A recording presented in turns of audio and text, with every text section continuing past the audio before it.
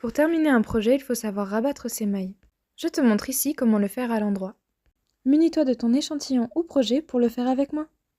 Je tricote 2 mailles endroit comme si je commençais un nouveau rang et je vais rabattre la première sur la deuxième.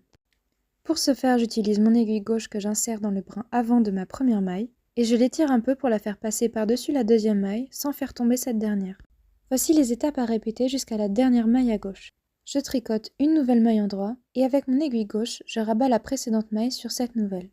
Ajuste la tension du fil pour ne pas faire tomber la deuxième maille, mais attention à ne pas trop tirer car ta bordure risque de ne pas être assez élastique à ton goût, ce qui est dérangeant pour des encolures ou des manches.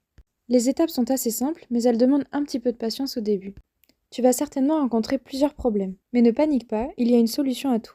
Première situation, ton aiguille droite se fait la malle. Ta maille devrait tenir seule, alors il suffit de repasser l'aiguille dedans. Deuxième situation, au moment de rabattre, tes 2 mailles tombent. Ça fait jamais plaisir, mais par chance, elles restent en place. Alors tu peux repasser l'aiguille droite dans les deux. Tu peux vérifier que tout est en ordre si en regardant à l'arrière, le fil forme bien la deuxième boucle.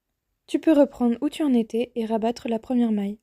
Petite variante de la deuxième situation, en essayant de sauver tes 2 mailles, ta seconde se défait.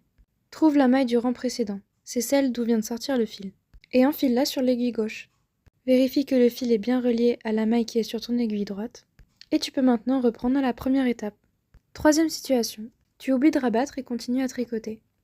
Il suffit d'insérer l'aiguille gauche dans le brin arrière de la maille du rang précédent et de la faire glisser hors de l'aiguille droite pour la récupérer. Quand tu retrouves 2 mailles sur ton aiguille droite, tu peux rabattre.